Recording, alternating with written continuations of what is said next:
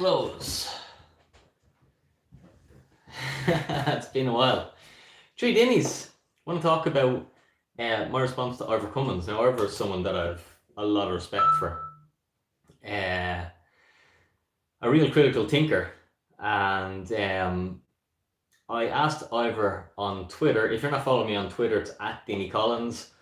But Twitter's great because you get to interact with people that generally you don't get to interact with. Let me take this off. I'm feeling a bit warm before we get cracking here. Twitter's amazing because you get to interact with people. You know, you can literally chat to CEOs of massive corporations. You can chat to celebrities. You can chat to sports personalities on Twitter. So it's awesome. At Dinny Collins, if you're not following me there, jump on, say hello. But I reached out to Ivor Cummins. I met Ivor, if you're not familiar with Ivor Cummins and his work, I met Ivor probably about 15 years ago. I was into my career as a personal trainer, and I'd gone through nutrition school, and it was all bullshit. And I was scratching my head going, even the teachers, when I would question them and go, but like, we're fit people, we don't eat like this. This is when they peddled the food pyramid. This is when the food pyramid was pushed out, and they were all taught the food pyramid, even though we knew it was bullshit. Anyone who was healthy knew that the food pyramid was a horrendous way to eat, and anyone who ate like that would end up. Oh, hold on a minute here now. Oh, I am on the Bitcoin with Dinny. No, cancel. We'll let it roll. Anyway, in the food pyramid way is going to end up fat and sick. And, you know, our centralized authorities who know all, they peddled that food pyramid for 50 years. And look at the state of the people now. But it was in my training that I came across, I was like, right, this is absolute bullshit. Why the hell are we being pushed to eat like this? And I looked around to see was there any alternative people talking a little bit more sense. And of course, you resonate with Irish people. And I came across Ivor Cummins, okay? And he'd be a proponent of not a high carb diet, not a diet full of processed carbohydrates and factory food, but a diet that's more closer to nature that makes rational sense. You know, Ivor would tell you that an egg probably isn't going to kill you. You know, counter to the narrative, an egg is probably the healthiest thing in the world, but ask your average person and they'll say, Jesus, one a day. And that's how I came in contact with Ivor. So I've known him a long time. And because he's a real critical thinker, and he's a very good numbers man and a very good analyst, I've reached out to him a couple of times to sort of orange pill him. That's what we do as Bitcoiners. We try and educate people. So I reached out to Ivor, and I reached out to him a little bit just to see, has he done any more work on Bitcoin? And obviously he's a busy man. He's does a lot of stuff. He's a lot of people swinging out of him, so you don't have the time to do the due diligence on anything. And he probably thinks of Bitcoin as some mad religious cult, which it is, but it's just not religious. We're psychopaths, remember? As stated in an article last year. But Ivor's answer to me was, it was just a short one-liner, and it was just no opinion on Bitcoin. I think it will be banned when CBDC is launched. So CBDC is a central bank digital currency, and I'm going to cover a couple of reasons why I think Ivor is incorrect, because it's not going to be banned when a CBDC is launched. So CBDC is like a digital euro, a digital dollar. All of the governments around the world are working on these things. There's newspaper articles. It's not conspiracy, it's actual fact. And a CBDC or a digital euro will be a horrendous experience for the user, okay? It'll be a beautiful experience for the politicians because they will be able to know every single thing you do, and they'll have full control over your money. They can turn it on, they can turn it off, they can turn it up, they can turn it down. You can have your own personalized interest rate. So it gives them way too much power over individuals, and we can see around the world what happens when you give governments too much control over the money. Turkey's not that far away. Currency's collapsing. The place has gone to absolute shit. Okay, it's not a million miles from Ireland, and it's scary how fast these things go down the toilet. But this is centralization, and I think we're at peak centralization, and now the world's going to trend towards decentralization, or we're at sort of peak globalization, and now we're going to trend, more towards, I suppose, maybe nationalism is the right word, or something more sophisticated. We'll know the right words for it. So the reason why I think Ivor's incorrect on this one, and anyone who thinks that Bitcoin's going to be banned, you just don't understand it. Let me lay down a few points to help educate. And if you're new to the space, guys, hit the like button. And if you're old to the space, hit the like button. And if you're medium to the space, hit the like button.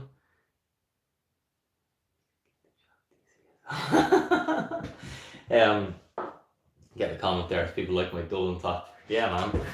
Proud to be Irish, proud to be a dub, even though the rest of us hate us. Everyone hates the dubs. Too good at football. But okay, let's stick on the content here now with that track. Couple of things. One, so the chair of the SEC on numerous occasions, and the previous chair of the SEC, who are the most powerful regulated body in the US, and all that matters is what happens in the US. The rest of the world just follow, okay? They're like sheep, all right? Europe are being led by World Economic Forum and all this nonsense, woke crap. And that's why we're going to have to go through a bit of pain, but by understanding how to position yourself, you can protect yourself from these fools, okay? You know, these lads who fly around in private jets, but then tell you not to use a gas burner now. You can't use gas burner, but like, we'll have a big party in our private jet. You know, absolute bullshit. Leaders eat last. Maybe they should read a book called Leaders Eat Last and understand what, you know, how true leadership actually works. But they don't, because they're absolute idiots and fools. Anyway, we won't lose sleep over these clowns. It's called Clown World. It doesn't make rational sense. But the chair of the SEC has called Bitcoin a commodity. Can you ban barley? Do you think barley is going to be banned? Like, that's a commodity. No. And is it possible to ban barley in Ireland? Well, what happens if a bird flies over my garden and takes a shit and there's a barley seed fucking drops into my garden? And then a bit of barley grows. Do you know what I mean? Like, you can't ban a commodity. Okay? Not in this day and age. That ship has sailed. The CFTC called Bitcoin a commodity. Bitcoin is treated as property. Because we live under strong property rights, we have rights. There are laws that it's not a case you can just go, okay, Bitcoin banned. There are laws which must be changed and process that would happen for this to happen. Okay, my third point is the futures ETF. So in the US, there's now a futures ETF. Who owns futures ETF? Well, pretty much a lot of the American pensions. Would it make rational sense to allow their pensions to invest into something that they were going to just go and ban? It wouldn't make sense at all. Okay, if they're like, no, we're not too sure about this Bitcoin thing, we might ban it in 5 years, and then some genius politician says, let all the pensions buy it, because then we'll all get fucking, we'll be hung from the rafters when we wreck the pensions. You know, it doesn't make sense, okay? A lot of the pensions own it. Here's the biggie though, okay? And this is the big one. At the moment, between 22 and 25%, that's the data, percent of Americans own Bitcoin. They own some amount of Bitcoin. That's almost a quarter of the population. That's got political weight. Okay, that's got political power behind it. And there's even a lot of politicians now that are pro-Bitcoin. And they understand by understanding Bitcoin is freedom. And in America, you know, the values of freedom are very important to those people. Like them or love them. You know, some people say they're crazy, and sure, I'm crazy, we're all crazy. But freedom is very important to them. And Bitcoin is basically freedom. And anyone who's gone down the rabbit hole understands it, understands Bitcoin, gets that. And that's why you have such positivity and enthusiasm for your future and no worries about your future and about your finances, even though you're seeing the price of Guinness now go over £5. And lads, I'm telling you, that's hitting me there. But I'm like, I have to give more than a fiver now for a goddamn pint of Guinness. Like, that is bullshit. And that's just how much our currency's collapsing. But it's not done yet. You know, it's not done yet, unfortunately. But priced in Bitcoin, Guinness is getting cheaper. But I don't want to spend my Bitcoin in Guinness. I'll spend them damn euros because they're trash. They're just going down in value so much. But okay, by the time the CBDC launches, when they eventually launch this digital dollar, when they eventually launch the digital euro, you know, it's basically your government is coming out with a technology. Governments don't have a great reputation with launching technologies. They basically make a balls of it. Okay, so they're probably going to make a balls of it. It's going to take them a few years to get this thing right. Okay, by then, what is it? Do a third of the population own the thing? How do you ban something that everyone owns? Very, very difficult. It would be political suicide. Okay, so my speculation is by the time they actually get to release these digital dollars and digital euros, there's such a large portion of, like, America is leading the front on, well, other than, small or African countries and that where their currency is collapsing, but in terms of the big countries, the Western countries, America seems to be leading it in Bitcoin adoption because they hold freedom and libertarian values is very strong throughout their culture. In Ireland, we just want to go and have pints and we don't really care about that stuff until it knocks on our door. Then we go, shoot lads, it'll be 1916 again, but it's too late. You don't want to let it go that far. Okay, point number 5. China couldn't ban Bitcoin. They flip-flopped, they've tried, and they can't stamp out Bitcoin. Now, China is under full-on communism, they're under digital money, and they still can't get rid of Bitcoin. Now, if China can't get rid of it, what the hell chance have fucking Europe and Klaus and the boys of getting rid of this thing? Okay? Or America, where the people are armed and you're going to take their Bitcoin off them? Best of luck. Okay, so if China can't do it, doesn't really bode well for the rest of the world being able to ban Bitcoin effectively. The problem is, when you try and ban Bitcoin, Bitcoin's like a balloon. If you squeeze it, it just pops out somewhere else. It pops out somewhere else. And because the whole world is going through sort of game theory, and we've reached peak globalization when all the world was in harmony and all working together, and now you're seeing that fall apart. Okay? You're seeing all these countries, China wants to get away from the dollar. The BRICS nations are trying to set up their own currency. Russia wants to get away from the dollar. They were sanctioned. So the world isn't going to be as cooperative now this decade as we move forward. So we're at peak globalization and things are going to sort of nationalize to some degree. Okay? So whatever country drops the ball, and you can see this happening in real time, because when China tried to suppress Bitcoin and ban Bitcoin, what did America do? It opens up its doors. What did Texas do? Texas was like, we'll pay for your flights. We'll help you get the mining hardware over here because it's China's loss. All right? So you have game theory. Any country that tries to ban Bitcoin, and they will, don't get me wrong, it's going to happen. They will do it.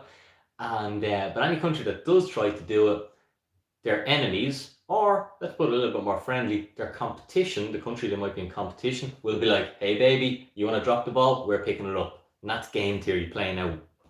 Okay? Then if you look at it rationally, okay, now remember, politicians are greedy. They want your money. They want it all.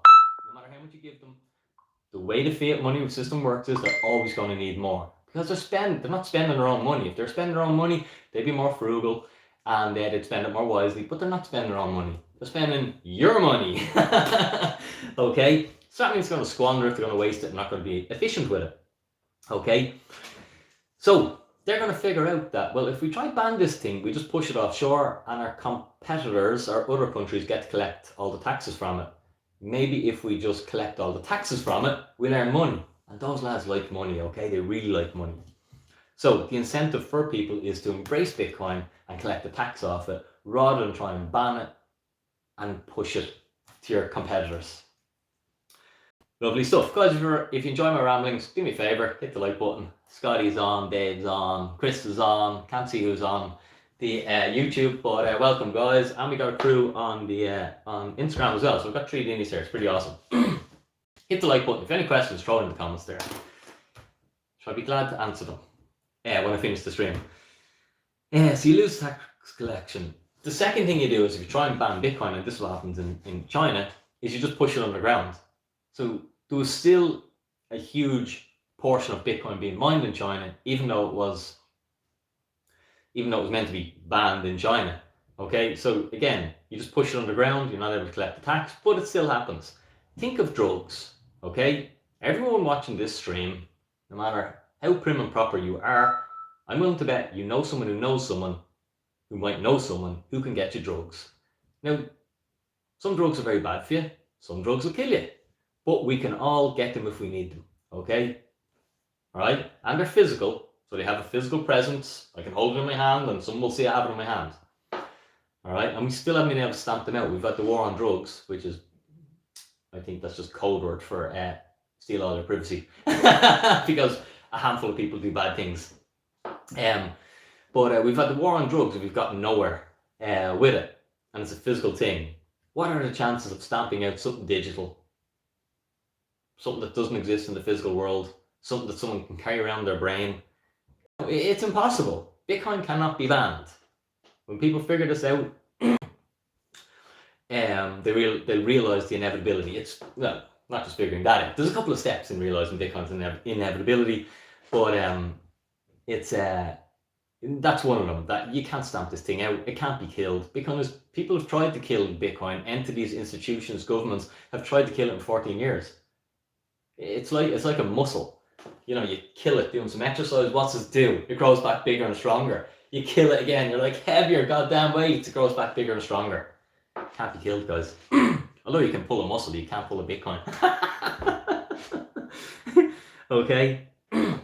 So all you do is you push it underground, and there will be a thriving underground community. Think there's African countries there now, and there's more unofficial GDP happening through Bitcoin than there is through their actual currencies. And the governments hate it, but they cannot do anything about it. They literally can't stop it. So they'll be much better off. They'll figure out eventually, right, why don't we embrace this thing? Why don't we just collect the tax off it? Why don't we, you know, rather than working against it, because it's just killing us. Bitcoin's getting stronger. It's, you know, governments like collecting tax. They like collecting money off people. So it's in their own interest to embrace it. So there are a couple of reasons why Bitcoin's not going to be banned. It can't be banned. Try banning something when everyone owns it. I know in Ireland it's micro percent of the population, where something like 5% of the population owns Bitcoin. We've probably got a little bit more shitcoiners. But everyone has to go through that. I went through that as well. You know, you go down that rabbit hole, you get burned, you lose your ass, and 4 years later you start dollar cost averaging, accumulating satoshis, and maybe do the work, or maybe you don't, and you just continue going through the cycle of altcoinery and never getting anywhere, thinking you're just playing the lotto. Not to be said you can't make money on them, but you know, 99% of people don't. They just become the bag holders. And but with Bitcoin, very different. We get the dollar cost average into something that looks pretty inevitable, and is the internet of money. And if you follow me on Instagram, you'll see the post I shared to see how early we were. It's just a graph of Bitcoin's halving cycles, and they're going on for another 100 years. None of us are going to see the end of it, but man, it looks so early. Very exciting, gives you hope for your future, gives you peace of mind that whatever the boys in the World Economic Forum, when they all fly into their jets and make decisions that I can't turn on a gas ring, it gives you peace of mind that they can't get their dirty fingers near my Bitcoin wealth. None of them can. Nobody can. Okay, and that's the beauty of this thing, and that's why I'm really passionate about sharing it and pushing it out there. And I know in Ireland our currency is okay, so we're not really interested, but guys, it's not really okay. Our currency is really going down the toilet, and it's not going to stop. And anyone who think that this inflation thing is done and dusted, you're in for such a hard decade. Like, I wish we weren't, because I try to keep it positive, and it is positive. Like, Bitcoin will give you positivity, but like, life's going to get hard for a lot of people. Life is already much harder now than it was 3 years ago. Much harder for people. And in another 3 years, there's going to be a lot more people who are suffering. They just don't know what's coming yet, unfortunately. So prepare yourself. Don't wait till you're in the shit before you start trying to dig your way out. Just don't get in the shit. Live below your means. Start understanding that you can have exposure to a non-correlated asset to our existing financial system. And it's also a bearer asset, which means you can own it. Because you can't own your euros. And you can't own your dollars, okay? And you can't own your stocks, and you can't own your property. You can't even own your freedom these days, but you can own your Bitcoin. And that's why, as we go into these, and the way fiat money works is, I'm on a little tangent here, but I'll keep it going. Fiat money has to trend towards socialism and then communism and then like full on, the word I can't say, authoritarianism. Okay, it has to trend like that, because the value of it trends down, that you just have to get more and more control over the people to manipulate how they actually use it. Okay, so we have to trend that way while we're on a fiat standard until it implodes with hyperinflation. This isn't me being smart enough to figure this out. This is just me reading a lot of books on money. Like, money's not new. Money's been around for tens of thousands of years, and all monies on the fiat standard go this way. You know, it's not new. It's just like, this is what happens, and we are in the later stages of that cycle, and that's why you're seeing price of a house go up so much, the price of a second car. It's like, oh yeah, I bought me car and I sold it a year later, got the same money for it, done well. It's like, you haven't got a clue. Your wealth is being absolutely destroyed because your currency is falling apart. All right, and this is the unfortunate thing, that most people, the man on the street, the woman on the street, doesn't get this, and this is why I'm passionate trying to explain it to people. Inflation is the single biggest tax that you face, the single biggest hurdle that we all face, and it's just silent, it's invisible, so none of us know what's happening. For the first half of my life, I didn't know what was happening, and it was only when I figured it out, it's like you never want to save money again. Anyway, hope you got a bit of value from this. You understand Bitcoin can't be banned, it won't be banned, and if it's banned, it'll be bad for them people and good for someone else, and then it'll, like what China done, they'll ban it, unban it, ban it, unban it. They banned it like 8 times, so unban it 7, ban, you know, and that's just the way it goes. Guys, been good to chat to you this evening. I'm going to go in, have to crack, and chill out for the evening. Do me a favour, hit the like button if you like the content, hit the share button. Remember, we're trying to push this out there to more and more Irish people. We got loads of people in the UK and around the world as well, which is awesome. But ultimately, people are getting wrecked. People don't know how they're going to get in the euro, and not financial advice. Nothing I ever say is financial advice, but I believe Bitcoin is the solution. It certainly was a solution for me, and that's why I'm passionate about sharing and pushing the content out there. Guys, have a super day. Dinny out. Boom. Oh, yeah, and YouTubers, good to see yous.